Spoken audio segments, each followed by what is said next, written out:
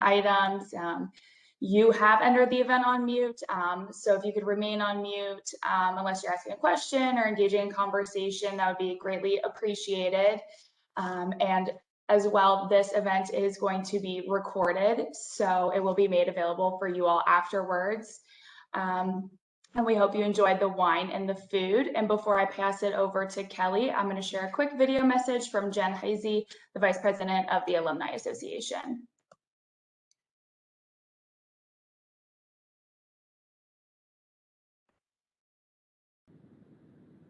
One of many offered by your UC Alumni Association. Before we begin, it's important for me to say thank you for joining us. By actively participating in our offerings and experiences, you are harnessing the power of your alumni network. There are Bearcats all over the world, more than 315,000 alumni in 127 countries, which makes virtual programs like this so rewarding. These challenging times do come with a silver lining. We are more connected than ever before, creating boundless opportunities. The University of Cincinnati and each of you is stronger and better positioned because of our lifelong connections through our alma mater. We love providing opportunities like this one, where alumni can learn, network, and give back. So settle in and enjoy today's program. And if you like what you hear today, please share on social media using the hashtag #ThyLoyalChildren. Thanks again for joining us. Go Bearcats.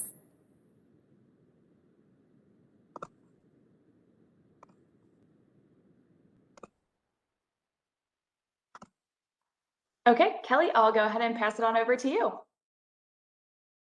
Thanks, Lauren. Thank you, everybody, for having me this evening. My name's Kelly Flanagan. I am the area manager with Napa Kitchen and Bar. I'm actually based out of Columbus, but I work closely with our Montgomery location, which is where everything that you're enjoying came from this evening. Just to kind of run you through the lineup for this evening, if you're interested in matching the wine with the food, the recommendation would be enjoy the white wine with your Napa green salad, enjoy the red wine with your entree, the short ribs, and also your dessert, the chocolate pot de creme. I don't like to be super strict about food and wine pairings. My philosophy is kind of enjoy the wine you like, enjoy the food you like. If I think they're absolutely not going to go together, I might steer you in another direction. But what you're eating and drinking this evening, go in any order, mix them up, pair different things together. Just enjoy the food, enjoy the wine. To kind of run you through your menu of what you're eating this evening. So you have our Napa green salad, which is kind of our signature salad at Napa Kitchen. So you have mixed greens tossed in a cherry vinaigrette with some blue cheese crumbled, candied pecans, Granny Smith apples, and radish. It's one of my favorite salads. It's got a nice kind of like tanginess from the sherry vinaigrette, and all of the toppings just kind of mix really nicely together, and it'll go really nicely with the crisp Bordeaux Blanc that you're tasting this evening. And then you have our beef short ribs. Really, really tender, slow cooked braised short ribs. We put a coffee chili rub on it to give it a little bit of a crust, then slow cook it until it's just kind of melting in your mouth, falling apart. It's got a port wine demi glaze on top, and then it's accompanied by a mushroom risotto and some glazed carrots. Really, really delicious dish. One of my favorite things on our menu. And then for dessert, we're having triple chocolate pot de creme. Every chocolate lover's dream. It's just a little pot of really nice, dense, rich chocolate. Perfect way to finish off your meal. It is very rich, and it's small for a reason, because once you get to the bottom, you're going to be completely satisfied. Moving on to the wines.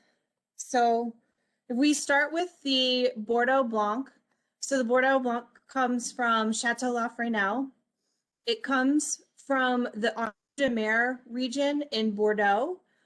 So if we look at Bordeaux as a whole, you've got two rivers that kind of flow through Bordeaux. Entre-deux-Mers is right in the middle. So Entre-deux-Mers means between two sides or between two rivers.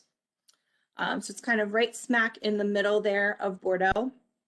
This is composed of 3 different grape varietals, and there are our main white varietals that we see grown in the Bordeaux region of France. So we have Sauvignon Blanc, Semillon, and Muscadel. So most of you are probably familiar with Sauvignon Blanc. Has some nice citrus characteristics, very crisp, great acidity, great food wine. Semillon rounds out some of the roughness of a Sauvignon Blanc, gives it a little bit of weight and creaminess. And then the Muscadel just adds some nice kind of floral characteristic aromatics. So when you blend the 3 of them together, it just makes a really nice, rich, medium-bodied, fruit-forward, but still nice and dry and crisp white wine. This particular winery is actually on their 7th generation of winemakers. So they've been making wine there since 1789.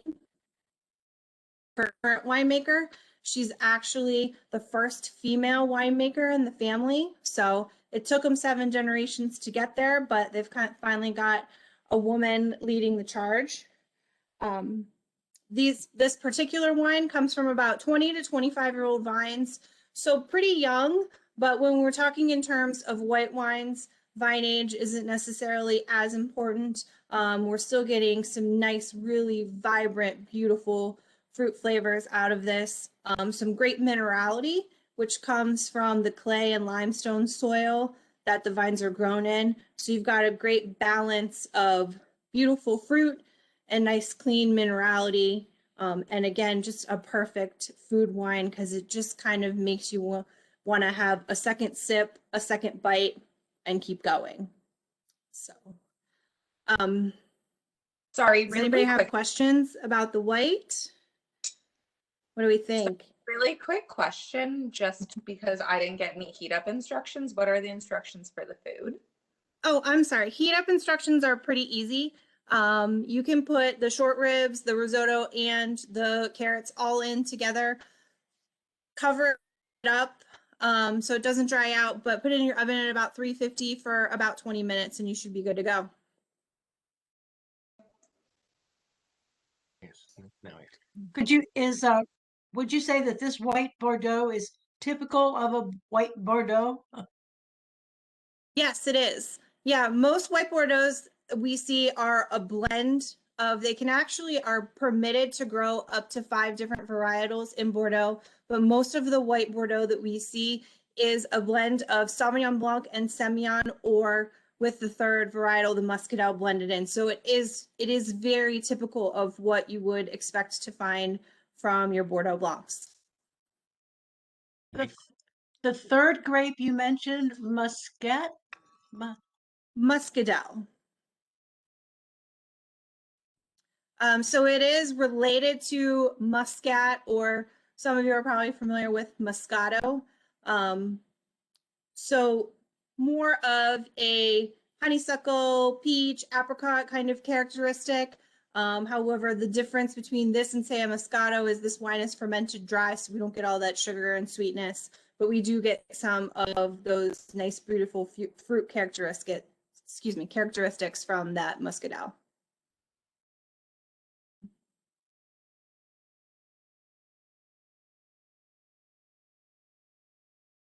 Any other questions?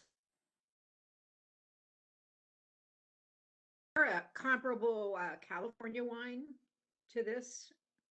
Yeah, so California Sauvignon Blancs are actually pretty comparable to a Bordeaux Blanc in the sense that they have some nice fruit. Your California Sauvignon Blancs generally lend more towards a tropical fruit profile versus this Bordeaux Blanc is more of a citrus profile. But a California Sauvignon Blanc would definitely be closer in style to this than, say, like a New Zealand Sauvignon Blanc. New Zealand Sauvignon Blanc is tons of citrus, lots of grapefruit, very racy acidity, whereas our Bordeaux Blanc is a little bit cleaner. We've got some creaminess from the Semillon, and then California as well, going to lend more towards that tropical fruit. Something that a lot of vintners in California are doing that I think is kind of cool is some of them are doing oak aged Sauvignon Blanc.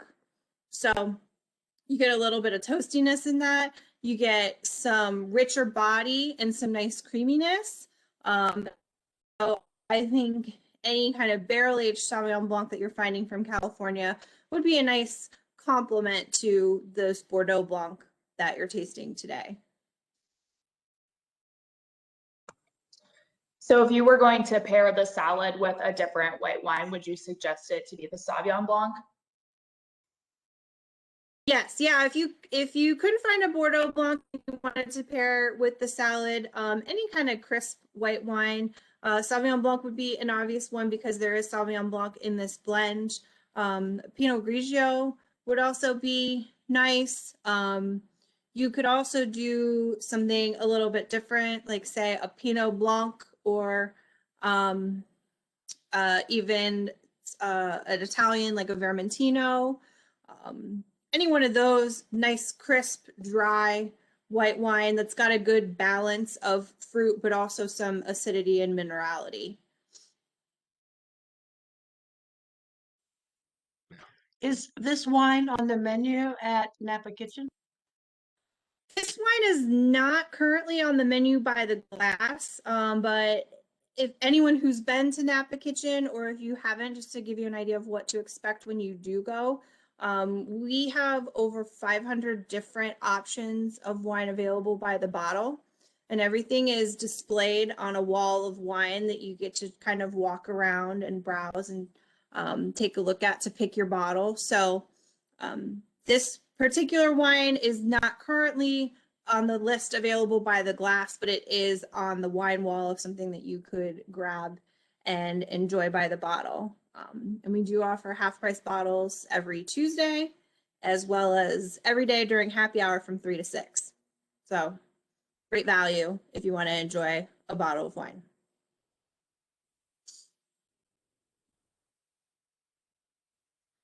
Is everybody enjoying the pairing? Do we think the wine is complementing the food nicely? Definitely. Yes, it's lovely. The white is delicious. And we're getting ready to dig into the red. Wonderful. Yeah, I don't want to move too fast, so just kind of let everybody continue enjoying the white and the salad. And if anyone has any questions about the wine or any general wine questions, I'm happy to answer questions about Napa Kitchen. You mentioned a Vermentino. I think you say Vermentino as a white. Yes. And where does that come? What kind of grape is that, and where does it originate from? Vermentino comes from Italy. I really enjoy Vermentino because it's got some nice citrus as far as the fruit profile, but it has a little bit of a nuttiness to it as well, so it adds an extra layer to the wine. It comes from a coastal part of Italy, so you've got a great kind of salinity or ocean influence that you can taste in the wine. So it's a perfect wine to pair with seafood, or if you're just looking for something that's really crisp and refreshing. I like it. It's kind of more unusual. You don't see it everywhere.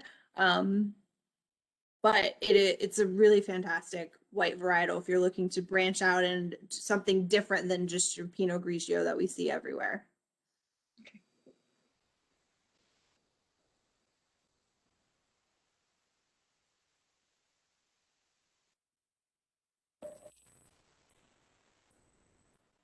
Trying to figure out whether to follow these on our phone in the kitchen. My wife's down there preparing everything to follow it on the computer upstairs, so we're running back and forth.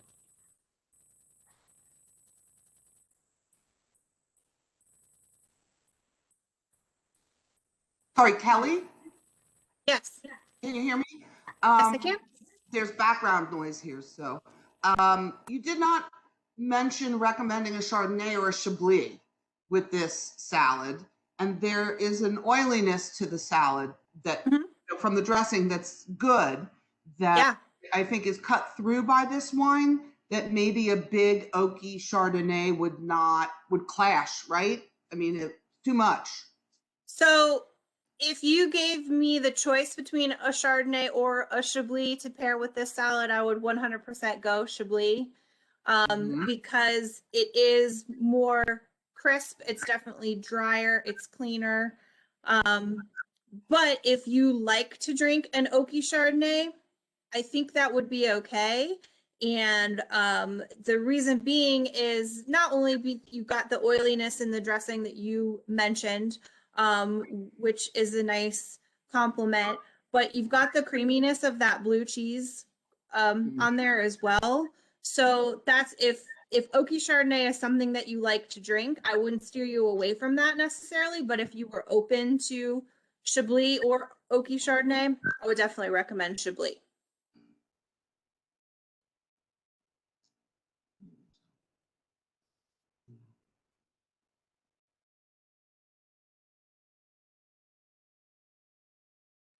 What type of wine is Chablis? I've never heard of that.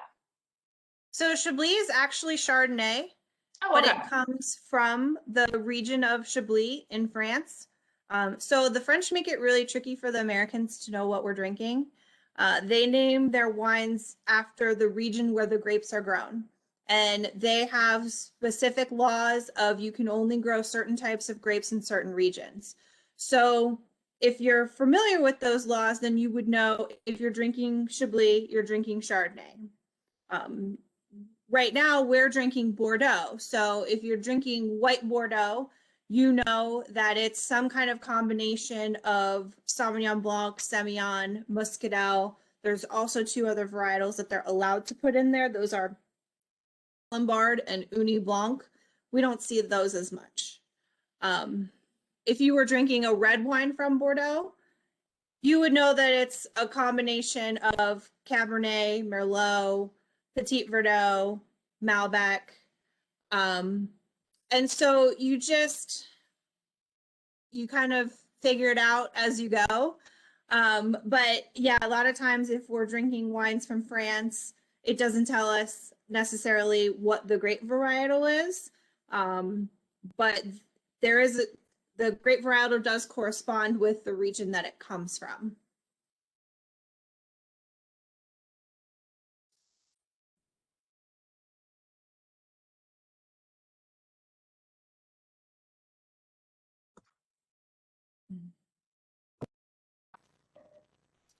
I know where More. Oh, go ahead. Yeah. Go ahead. No, it's just out of curiosity, are you more a white wine favorite, red wine favorite, a little bit of both? Just generally speaking, Both. open to everything. You had commented about the, and I think you said the Chablis, but I was cooking, so I didn't miss. Why is the Chablis not choice with the salad? So somebody had asked if there was a choice between a Chablis or say an oaky Chardonnay from California, which would go better with the salad. My recommendation for a representation of Chardonnay to pair with the salad would be Chablis because it's got a little bit more crispness. You don't have that creaminess and the oak influences. It's just very straightforward, nice fruit, good mineral, good acid versus a California Chardonnay that is aged in oak is going to be creamier. It's going to have some vanilla. It's going to have some butter. It's going to have more flavors that potentially are going to clash with the food. But again, if that is the type of wine that you like to drink, you could still enjoy it with this salad. And the reason being that blue cheese kind of pulls it together and rounds out that pairing. And Bordeaux does the same thing with it. The Bordeaux we're drinking is similar concept. It rounds it out. Yeah, so the Bordeaux Blanc is nice because you've got some great citrus. So it's going to pair with the tanginess in the dressing and also that crisp apple that you have in there. But it's also got some really great acidity that just kind of keeps you salivating and wanting a second sip, a second bite. And that great mineral that just makes it really nice and clean finish. Okay, thank you.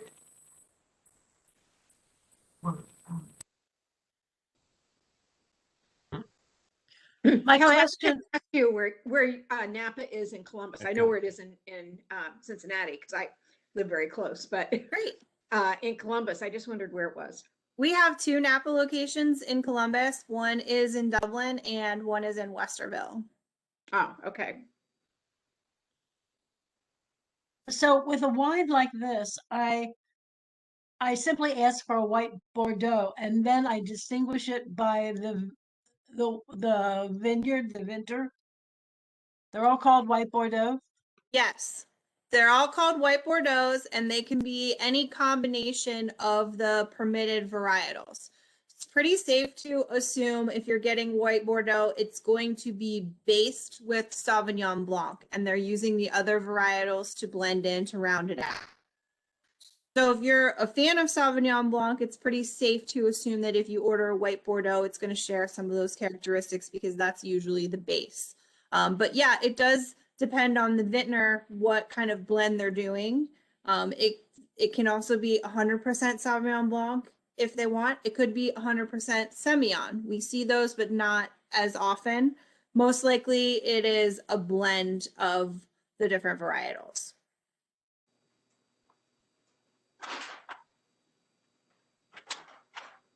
Kelly, can you talk about this importer at all? I don't know too much about the importer. I'm going to be honest with you. No worries. Do you have? I don't usually like white wine, and I Okay. like white wine, so I'm trying to learn more.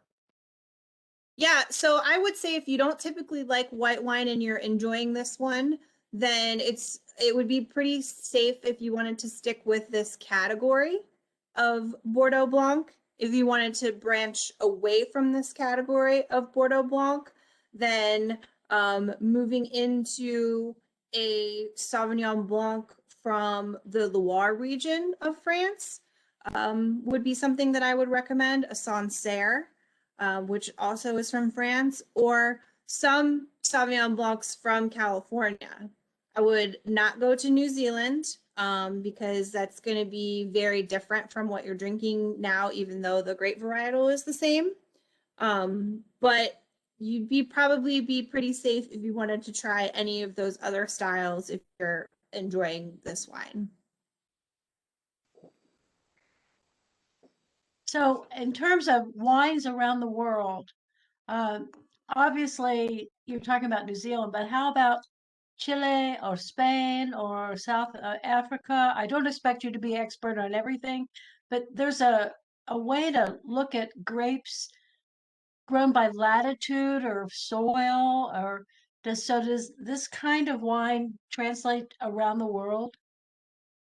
It does. We find if we base grape of Sauvignon Blanc as kind of our guide, we find that there's Sauvignon Blanc that comes from everywhere in the world.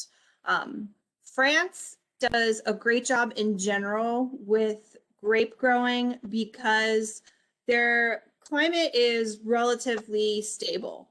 They have seasons just like we do here, but their summers aren't extreme heat, their winters aren't extreme cold. So while they do have change in weather, there's not a lot of extremes.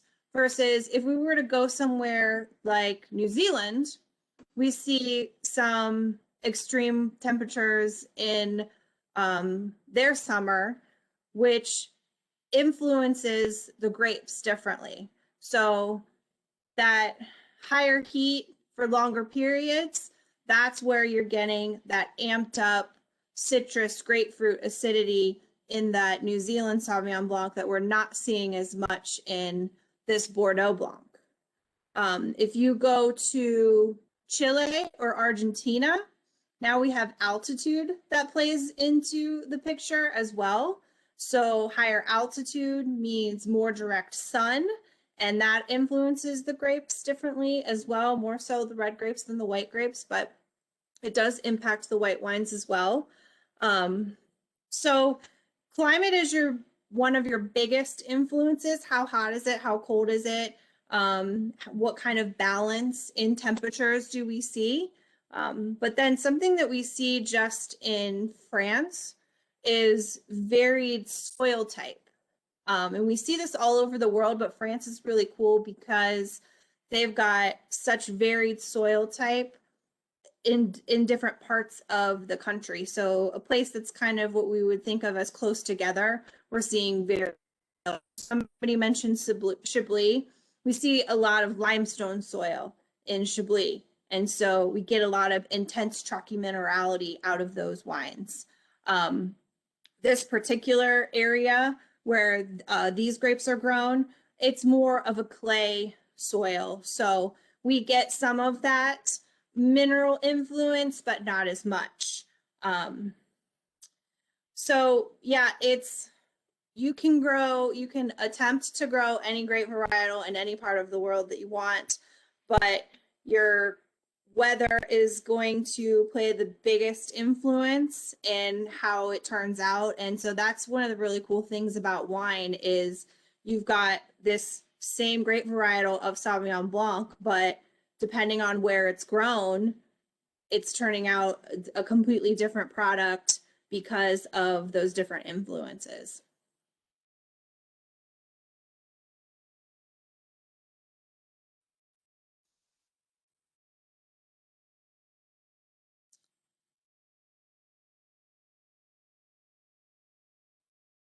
Are we ready to move on to red?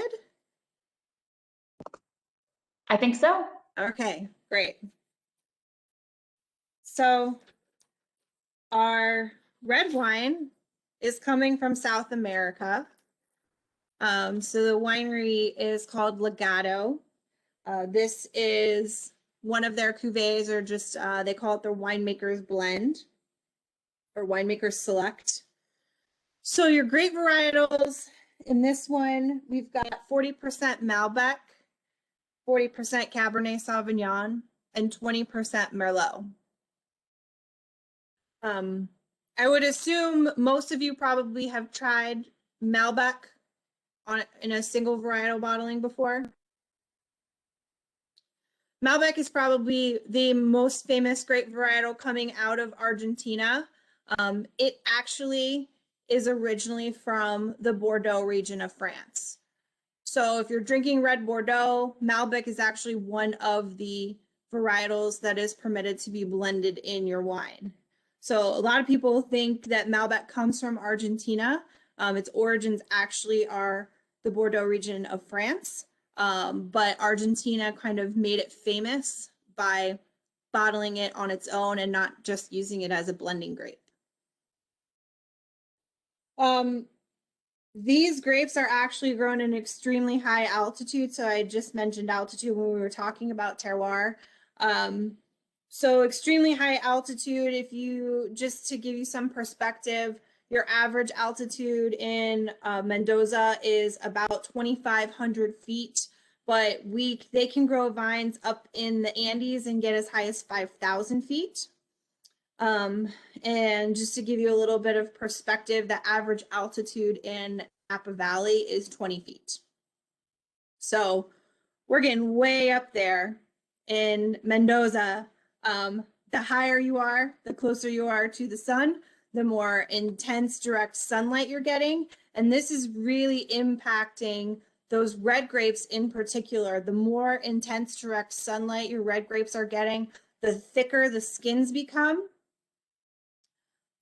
Grapes with really thick skins then add a much richer concentrated color to the wine, and also add more presence of tannin from those thicker skins.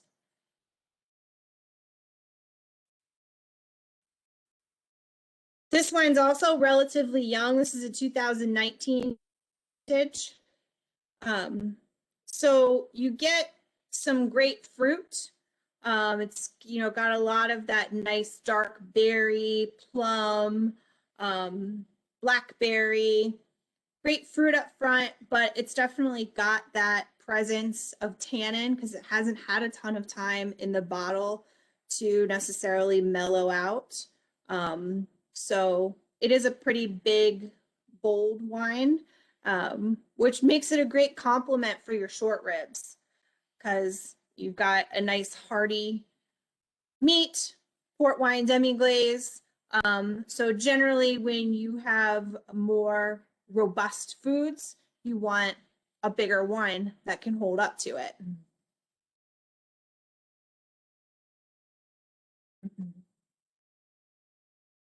What do we think about this wine?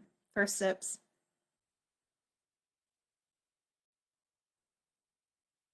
Yeah, if you're a red wine drinker, I think this is a great, just kind of everyday wine. It can go with a lot of different foods. It's going great with your short ribs. It's a great, just kind of pizza wine if you have want a weekday bottle of wine. So it's very versatile. It can go a lot of different directions. If you like to just have a glass of red wine at the end of your night and not necessarily pair it with any foods, it's great for that too. It's very smooth.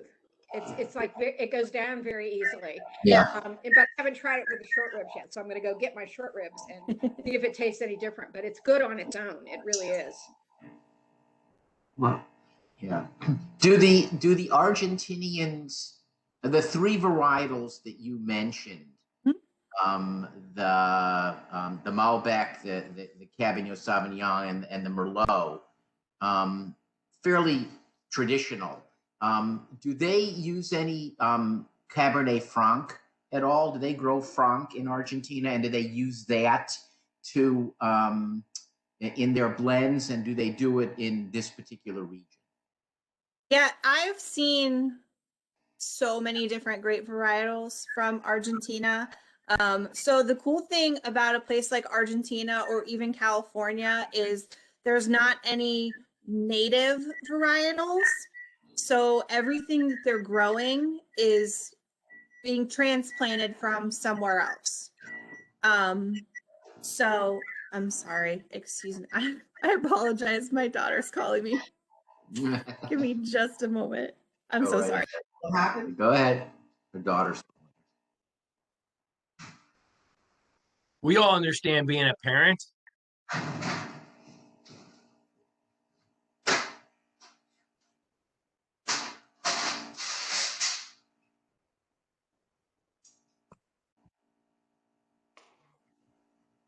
Good. Ready to play? I am. Is it hot enough? Let's give it 5 more. It's not dry now. So. Has anyone tried the short rib yet? Ours is already oven. hours. And it didn't even need to be really hot to taste fantastic. Really? No knife necessary. Nope, no knives. Short ribs are very good. And the risotto is delicious. When I was a child, my grandmother used to buy short ribs to make almost like soup meat kind of thing. And now when I try to duplicate her recipes and I go, short ribs are really expensive. They're not soup meat. Yeah, no, they are not stew beef. Cheese.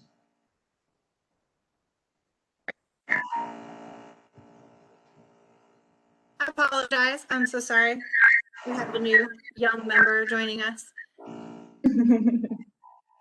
Just wanted to refill. She just wanted a refill on her wine. She did. This is what we do now, doing everything from home.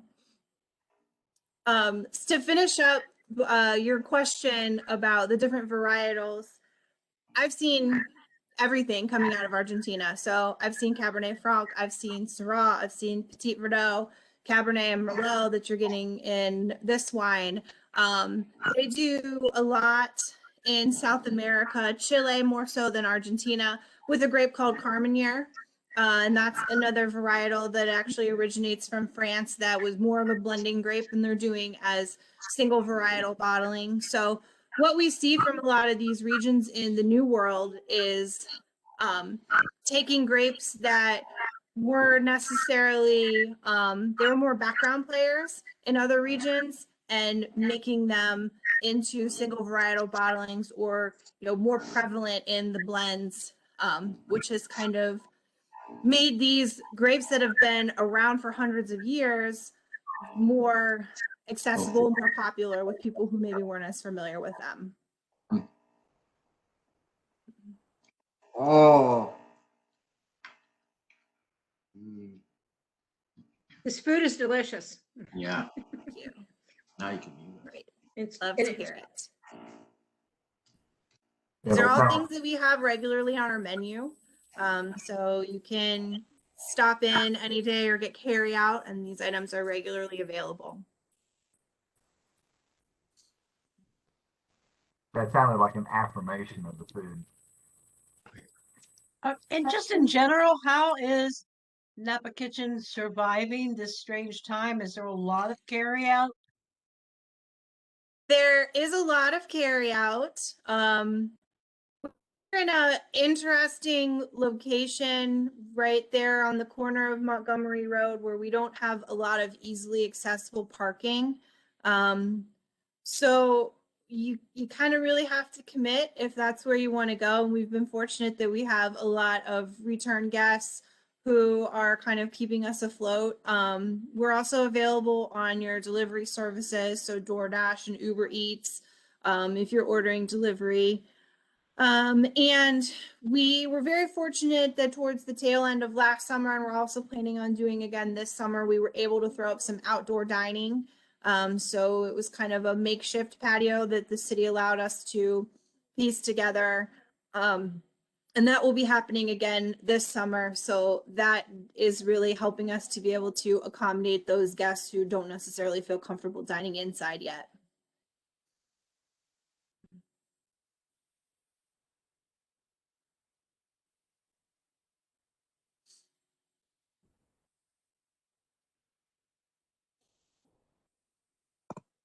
Do all of the Napa restaurants have the same menu, or does it differ?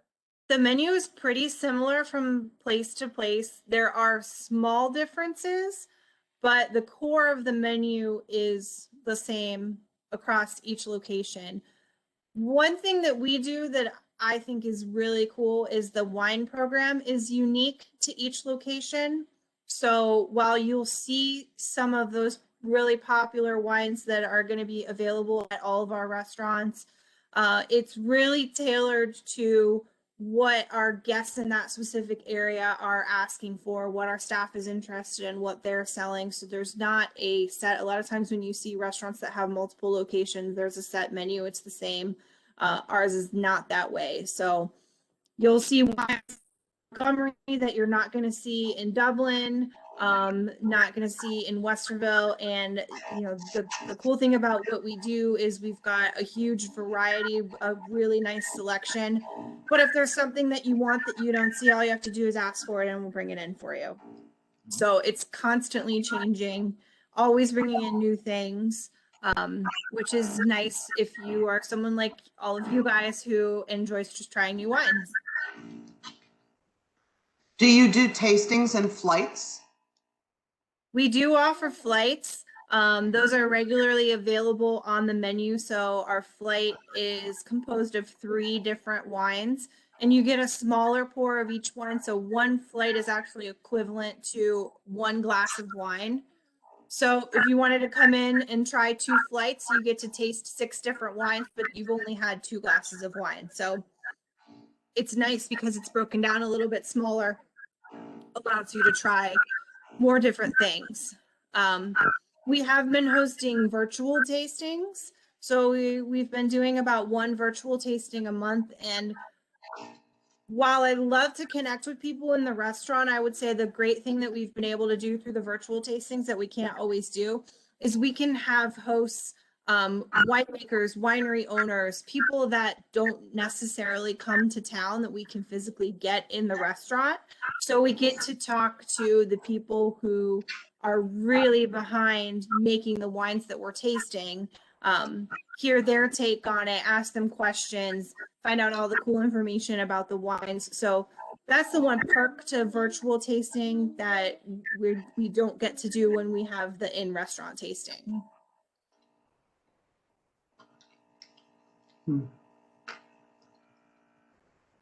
This is very good. do you have any local Ohio or tri-state area wines on your menu? I'm curious because I've been doing some research on a different project, and there was a lot of wine here before the Civil War. And then, of course, the phylloxera thing came through and kind of wiped it all out. But there was a wine culture here.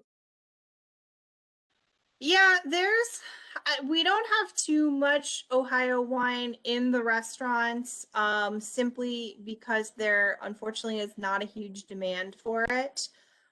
There are some places that are making really great Ohio wines. Some of them are actually in the southern part of Ohio, closer to you guys than to me in Columbus. Growing grapes in Ohio is tricky because we have such spikes in our weather. We get extreme heat in the summer, and then we get extreme cold in the winter. And even though the vines are dormant in the winter, they do not like extreme cold. And so that makes it really hard to have stable growing. Also, just with the unpredictability of the weather that we have here, you might have one year where you have an amazing mild summer and it's a great harvest, and then you might have one year where every day is a scorcher. So weather is unpredictable everywhere, but it seems to be especially so here in Ohio. And so not all grape varietals grow as well. Cabernet Franc, however, is one that I've seen done really well from Ohio. So that would be my recommendation if you're going to try some Ohio wines and you're not a fan of the sweet wines that we're seeing. I would check out a Cabernet Franc.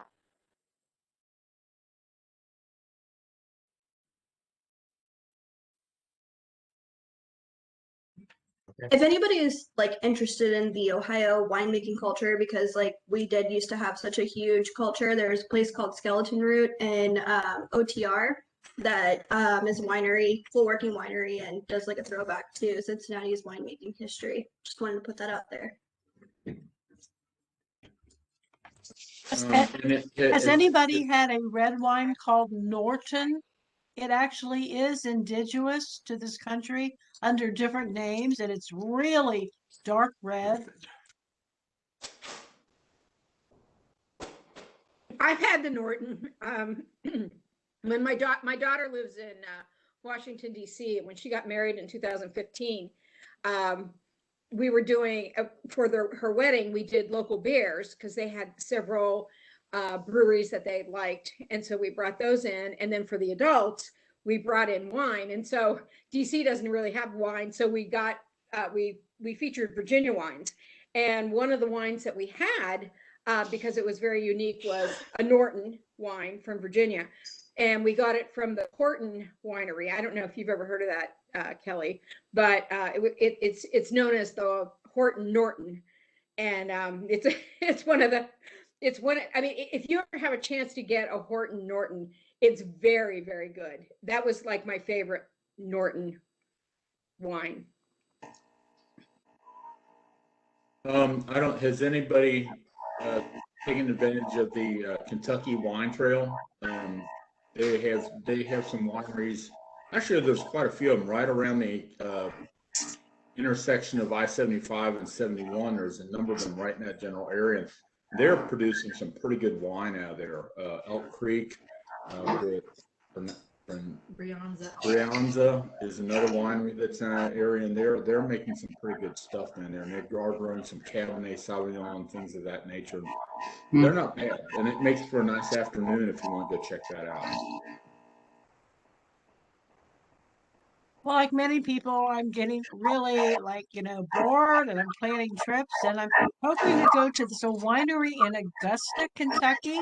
That sounds very interesting. And that's our first foray into Kentucky wine. Is that Three Rivers, Triple Creek, Three Creeks, something like that? Seven Creeks? Yeah, we've been to quite a few of them in Kentucky, and so Yeah, actually, we stopped at one on the way back from the game in the Marshall game, the football game, and it was very good. And I think that might be the one you're referring to. It's right along the river on Route 8 or Route 9 on the way back. You might want to. One thing I would recommend, though, if you're going to make the trip down in northern Kentucky, and like I said, a lot of them are not. They're pretty close together. There are a few down there where if you go in there, all you're going to find is fruit wine. So you might want to check them out. Their selection before you stop there and eliminate the ones that are selling blueberry and raspberry, which are fine, but that's not what I'm looking for.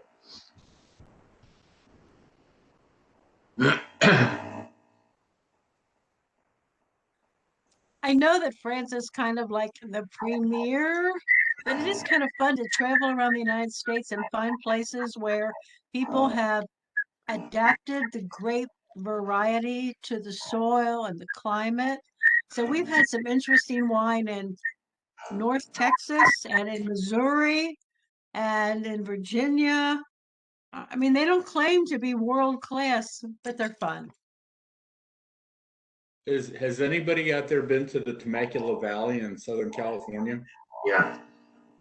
Yeah, I have. We went to LA a number of years ago and we went out to visit Mount Palomar, the observatory, and we found the Temecula Valley actually driving back to LA. And we ran to a winery out there called Frizzelli Cellars. And the owner is originally, I believe, from Egypt, I think. And he grows some grapes that I've never even heard of. A lot of interesting varieties of wine out there. But the Temecula Valley, we're completely shocked. I mean, we saw his Science Winery, and there literally are 150 wineries there out in the middle of the desert in California. I had no idea they even existed. That was the year we went out for the UCLA football game.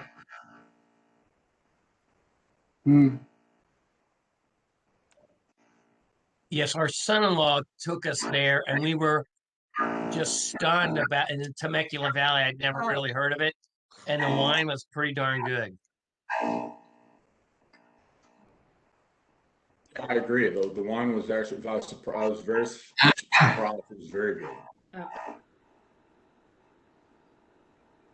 We also used to live in DC. I'm sorry, the winery we stopped at on the way back from the Marshall game was 12 Mile Creek Winery. No, we also used to live in DC and drank a lot of Virginia wines, and just back here from New Jersey, where there's also a very robust wine culture. There are a lot of these fruit wines, cranberry, blueberry, yes, but actually some remarkably drinkable reds and whites, actually, made from a lot of these, like you were saying, Kelly, quite often they're made from what we would consider blending grapes, and they're showcasing the blending grape as the main variety in some of these wines because they grow well in these weird climates. But lots and lots of fun, like you guys said. Yeah, I think that's one of the cool things about wine is that generally speaking, there aren't any rules. Yes, there are wineries who have been making wine for hundreds of years and they have practices that they follow. But I think a lot of people forget that farming is really the root of wine. And it really depends on how you tend to those grapes in the vineyard and not necessarily what you do after the grapes are pulled off the vine. So there's so many different people experimenting with different varietals in different regions, and things work and things don't. Sometimes you get lucky and have perfect weather conditions, and sometimes you get hail and it ruins your whole harvest. So it's really a trial and error process, and sometimes you end up with happy accidents. And I think that's just one of the really fun things about wine is, yes, we see a lot of these old world regions that have rules and standards that they have to follow, but a lot of these new world regions that, they're just doing whatever they want and trying some new different things, and we're finding some really cool wines coming out of it.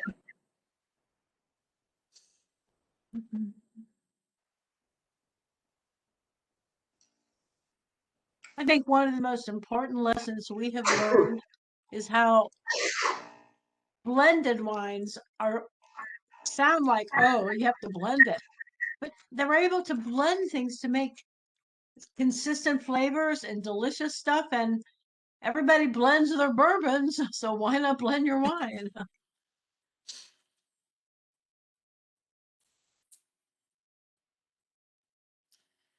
Yeah, I think a lot of these rules and things that maybe once were frowned upon or taboo, so much anymore.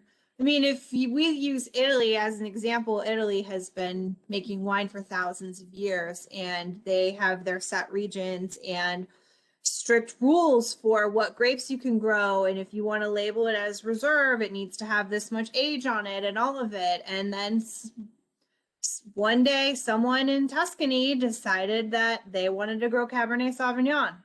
And that's how Super Tuscan was born.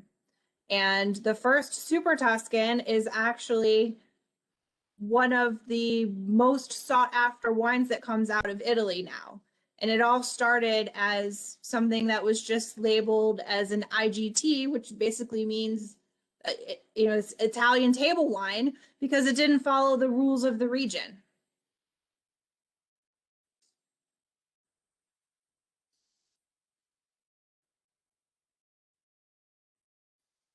Kelly, what do you think is like the biggest trend in wine right now? Like, what is like the newest, biggest thing happening right now?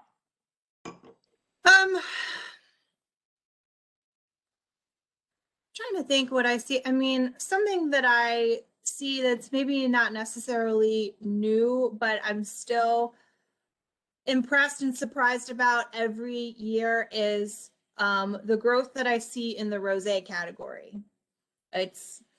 I remember when I started in the wine industry 10 years ago, I couldn't give away rosé. Everybody said, oh no, I don't like that. I don't like sweet wine. And now I have people coming into the restaurant asking for rosé. And people are discovering how versatile it can be, what a great food wine it is, that we can drink it in the winter just as much as we can drink it in the summer.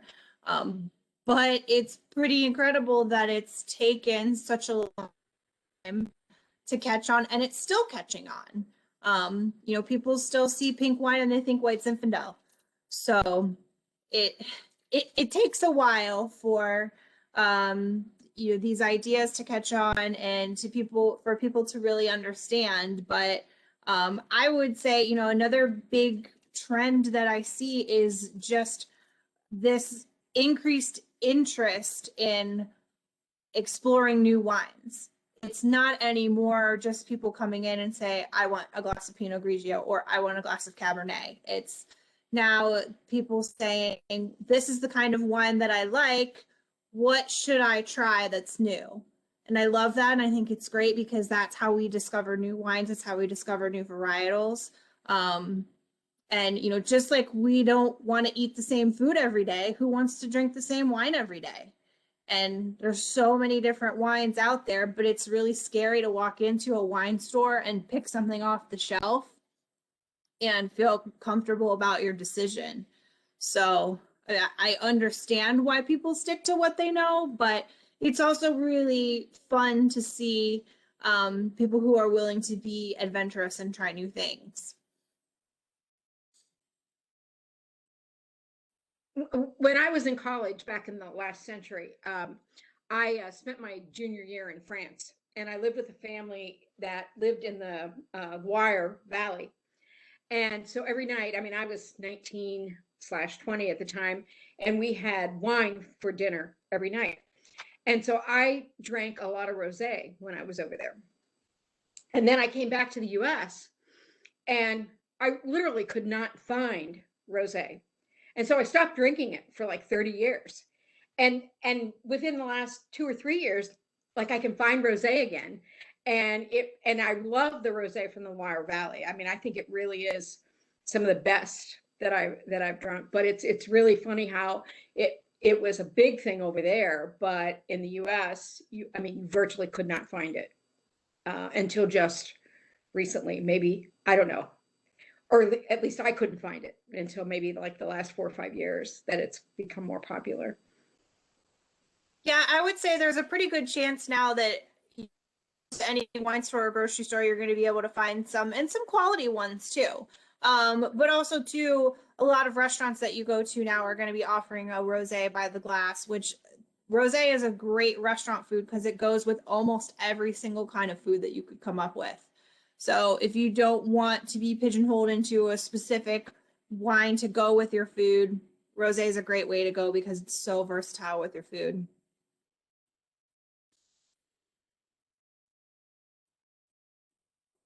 Okay.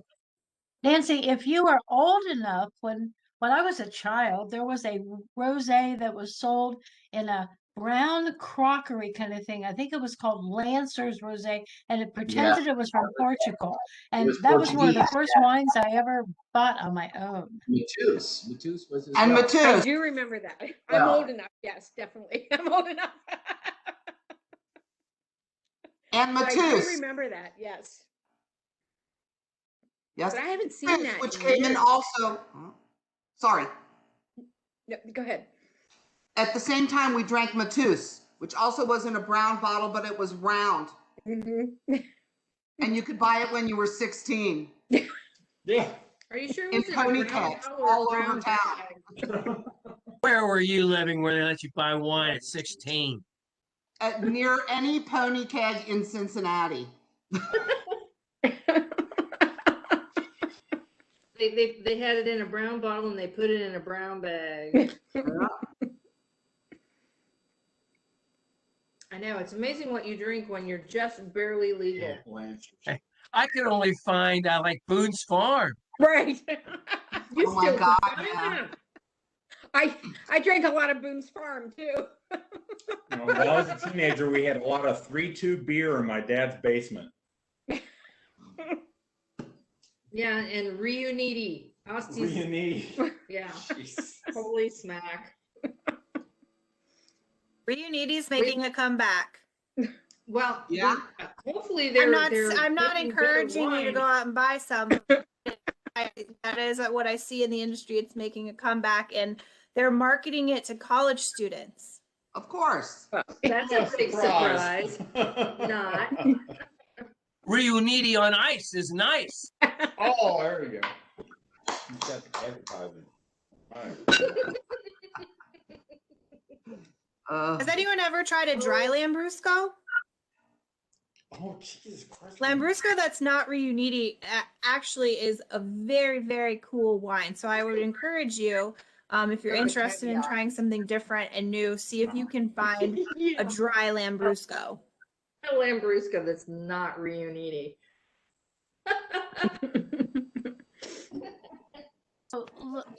Lambrusco is a grape. Yeah.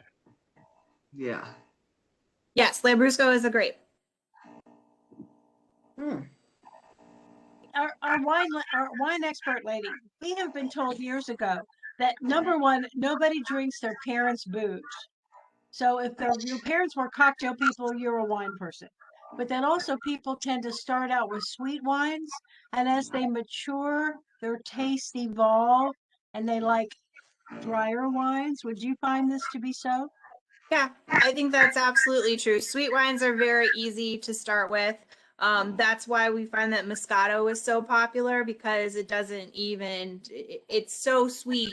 And it's also very low in alcohol, so it's very easy to drink. And then that generally lends into continuously getting less sweet and less sweet until we get into drier whites. And then dry whites generally lead into your more fruit forward reds. And then we get a little bit progressively drier on the reds as we go. So.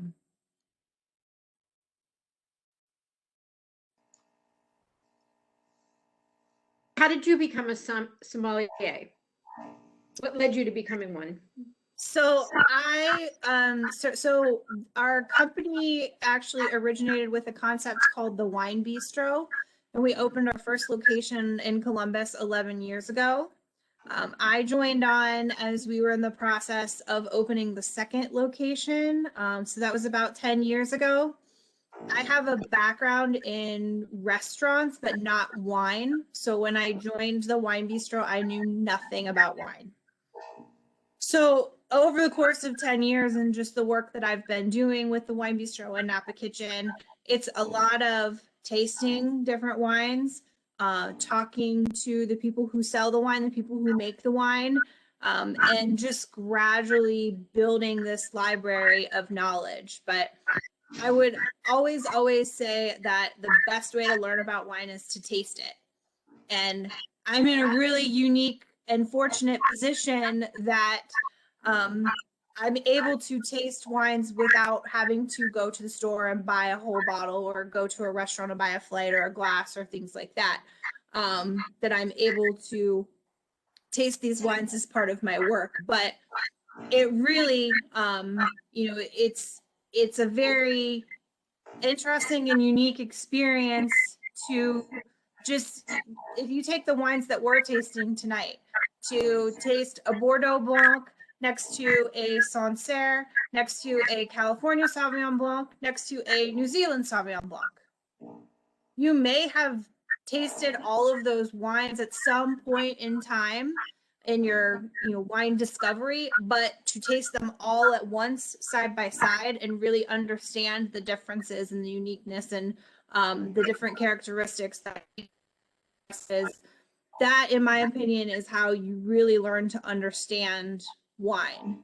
And that would be a great idea for a future tasting potentially for your group, is to do some varietal tasting and taste some different representations of each varietal together, just to really understand how different grapes, different regions influence the wine.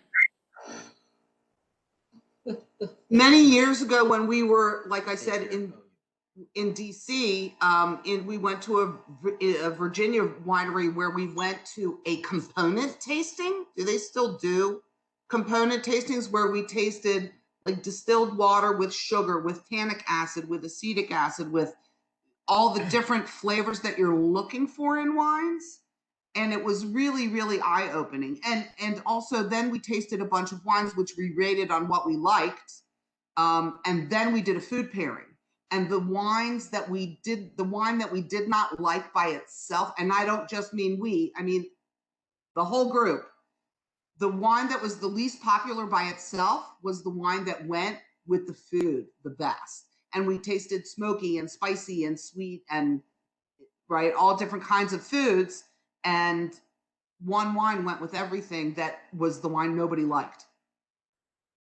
Yeah, a component tasting I think is such a great experience regardless of your level of wine knowledge, because when we talk about wine, we throw out all of these terms of sweet, dry, acid, tannin, and yes, a lot of us understand what that means in terms of the wine, but it's not until you really have a great idea of that component on its own, when you remove it from the wine, that you really truly understand what it is you're talking about and what it is that you're tasting. And so, yeah, component tastings are a great experience just to really break it down to the basics, and really understand all of the different layers that go into your wine.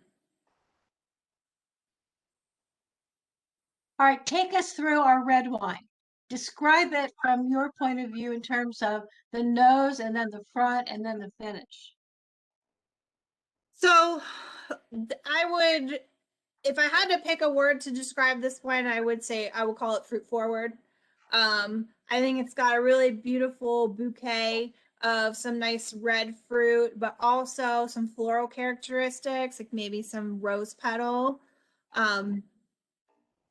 And then on the palate, you get some like really rich red fruit. So plum, some currant, but also some black fruit as well. Blackberry, black raspberry. It's nice and lush and juicy. It kind of really coats your mouth. And then finishes nice and smooth. It's got some good structure from your tannin, but it's a nice, lush, smooth finish. and it's not leaving you feeling like your mouth is completely coated from the tannin. It just finishes nice and clean.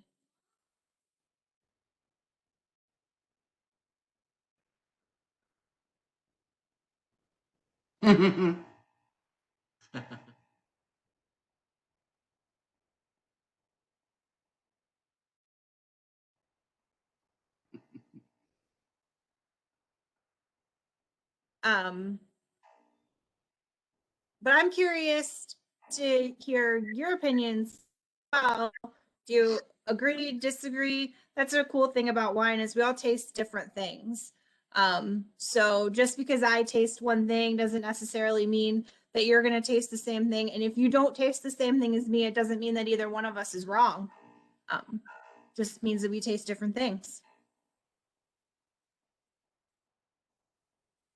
Well, I thought it went great with the short ribs. I thought it was, I mean, it just really, really, I liked it tasting it alone, but then when it was paired with the short ribs, it tasted a little different, but it really complemented it. I thought, just for me, I thought it was really, really good. And I just like the smoothness. It just kind of melted in your mouth. Delgado.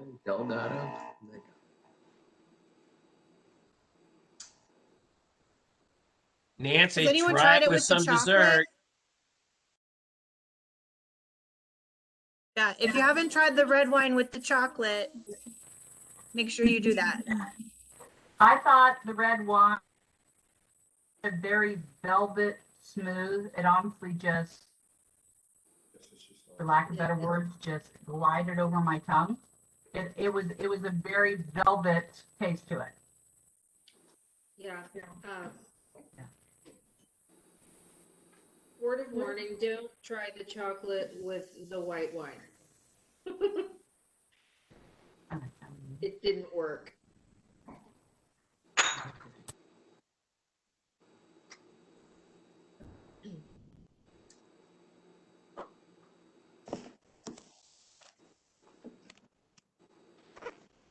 That chocolate is insane.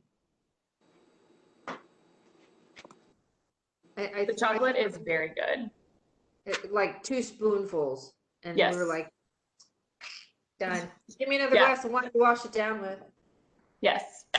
My roommate and I were talking about the dessert, and we said that it kind of reminds us of, for those of you who were on the November event, when we made those truffles with tablespoon. That's what it kind of reminds us of. Man, good stuff.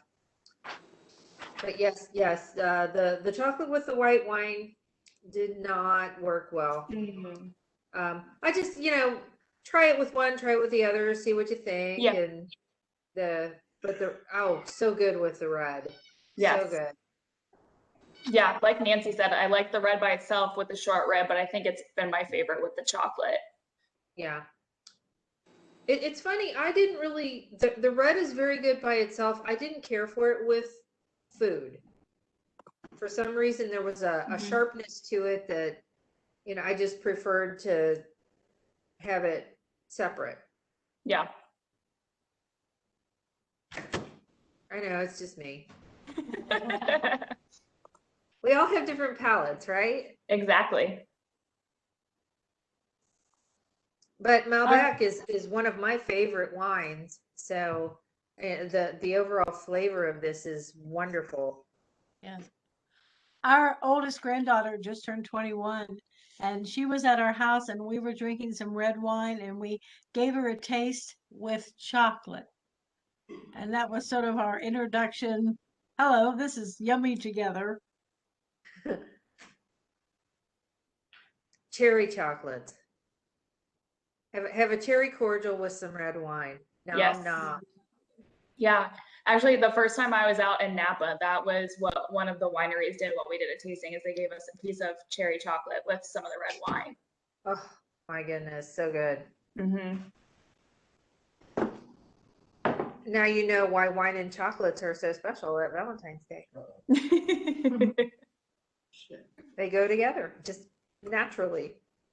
So perfectly.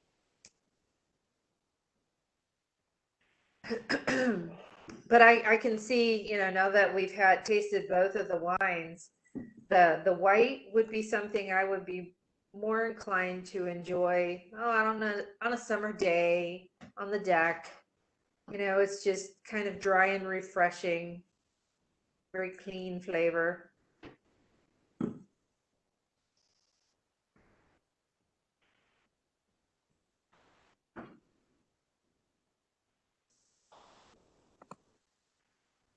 Are there any more questions for Kelly? Kelly's disappeared. Gone. Yeah, as we've vacationed around, every time we go someplace, we look for the wine region. Yeah. So we found Colorado wine region. We've, you know, California, 2 different regions, and just Kentucky and Indiana, and just exploring any place we can find what's happening in the wine biz in those areas. And it's a lot of fun. It's a good diversion. And oh my gosh, being stuck at home for a year, I have missed those weekend drives to Kentucky and Indiana. Yeah, I know. Before COVID hit, I was hoping to plan a trip to the Virginia wine country, and now that things are looking a little bit better than they were a year ago, I'm hoping to be able to get out there this summer because I've heard really good things about Virginia wine country.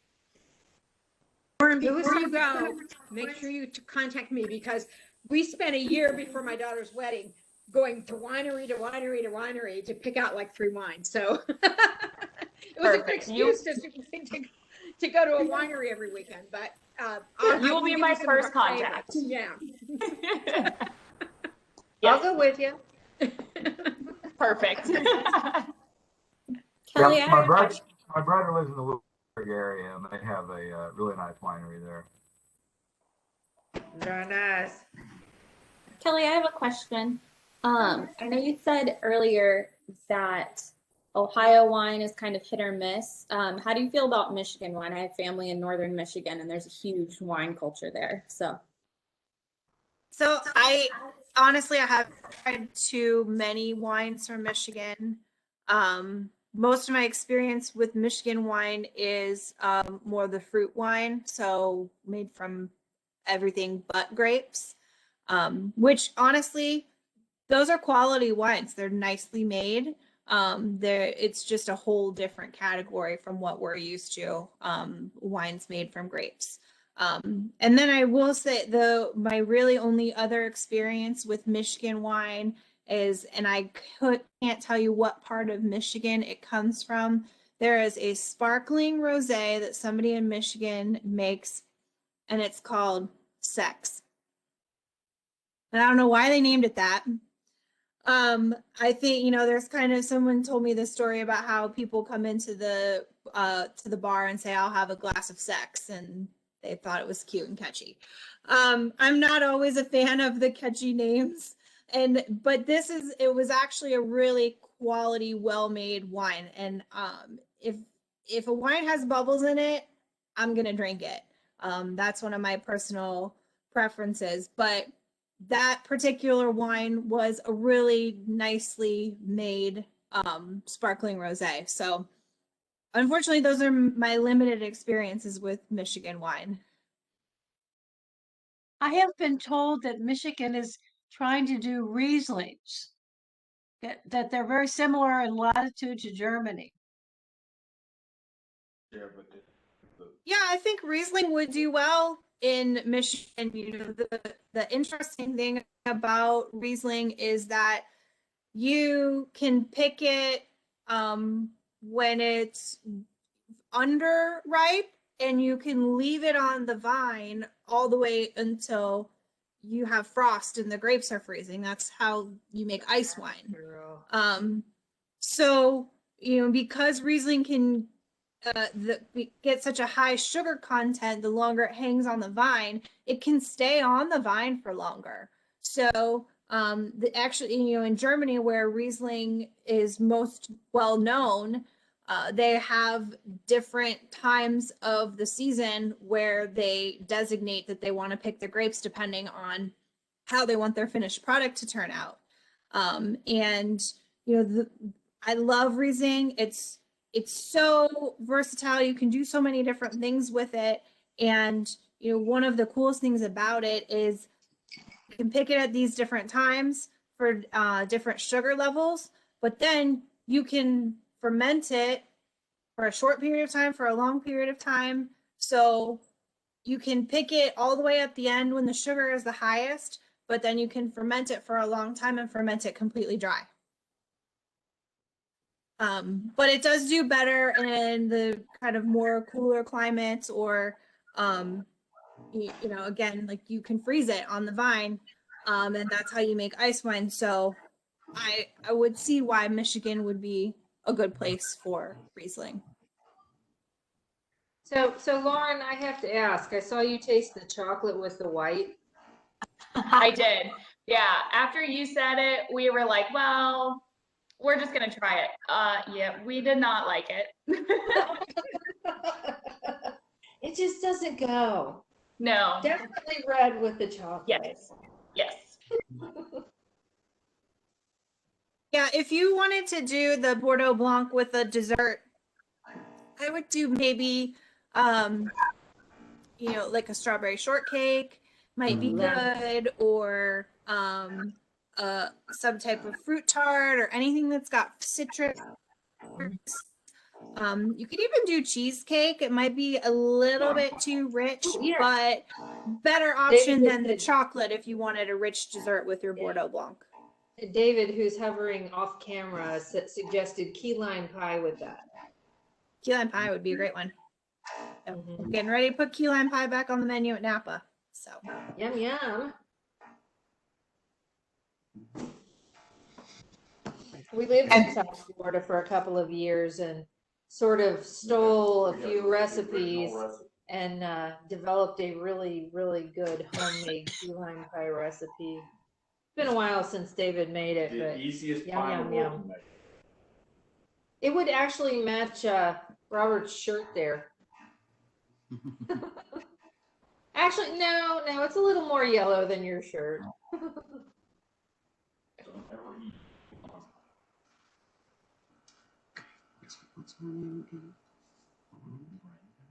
Well, we're coming up on 7:30. Does anyone have any last questions for Kelly before we go ahead and wrap this up? We still have about 10 minutes, but.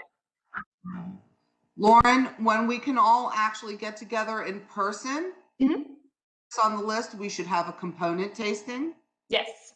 Have a potluck with key lime pie for dessert. Okay. So those are just a couple of ideas. And Kelly, the wine and the component tasting that nobody liked but went with all the food was a Riesling. Oh, okay. I would love to do sign up? tasting. Can I come? Yeah. I would love to do a component tasting. That sounds really, really interesting. And I think Where we did you know who's do going that to when you did bring the that? key lime pie. Well, David will make a couple of them, so we each have plenty for ourselves. Don't ever eat green key lime pie. It's not the real thing. A component well, tasting kind of- sounds fun and educational. Yes. Well, kind of speaking to upcoming future events and ideas, next month during Alumni Week, which is going to be April 12th through the 18th, actually on Wednesday, April 14th, we're going to be doing a virtual build your own cheese board with tablespoon cooking. So event details and registration for that will be going out next week. It'll be 3 different cheeses. Jordan will show us how to build a charcuterie board with different accompaniments and garnishes and things like that. And then there will also be an option to add on 3 wines if you choose to do so. And then in May, UnCorked is going to be partnering with the College of Arts and Sciences Alumni Network and do a virtual tasting with Revel OTR. So be on the lookout for those details to come as well. Good. Lauren, where's Russ? Russell, I think, had something to do for the Sigma Sigma Alumni Network today. So he couldn't be here this evening. So when do you person again. We're all getting vaccinated. We're all getting out there now. We don't have a set date or month or time yet. We're hoping sometime this summer. Oh, I pray that's the case. Yes, me too. Well, we can go ahead and wrap this up. And I just thank you all for joining us this evening. And thank you, Kelly, for guiding us through the tasting, answering all of our questions. It was great to have you here. The food and the wines were amazing. For having me.